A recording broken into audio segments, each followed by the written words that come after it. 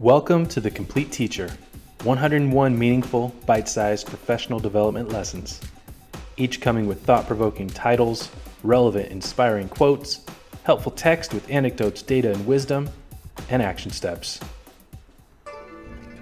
Lesson 31, Critical Thinking, diving in with Webb, Bloom, or Costa.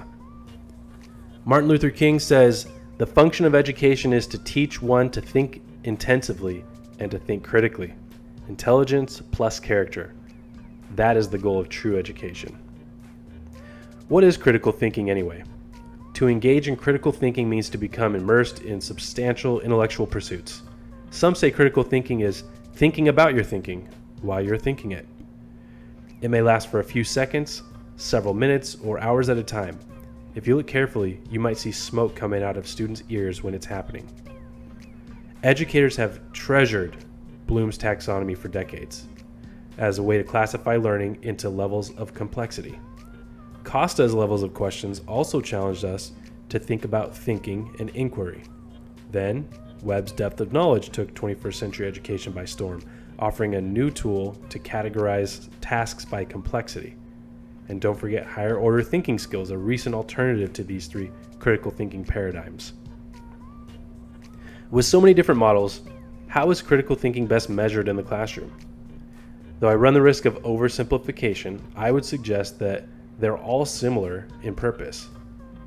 Be it based on Bloom's taxonomy, Costa's levels of questions, Webb's depth of knowledge, or higher order thinking skills, the point is to get your students to think deeply about content, be given opportunities to explain their thinking, and to practice skills.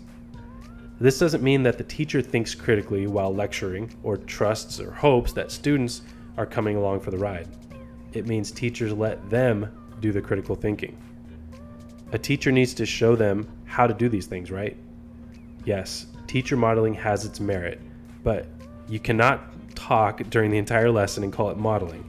In fact, this may obstruct their critical thinking. Stop and let students draw conclusions without you doing it for them.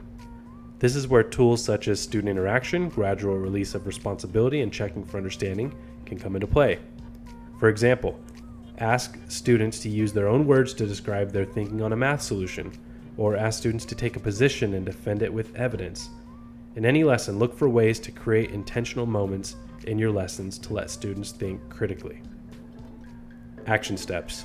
Be it Bloom's taxonomy, Costa's levels of questions, or Webb's depth of knowledge, make sure that your next lesson allows the opportunity for students to think critically, not just you. Need a copy of all the Complete Teacher lessons on slides? Looking for an e-reader or physical copy of the Complete Teacher? Want to browse thousands of other top-rated engaging resources? Check out the links below.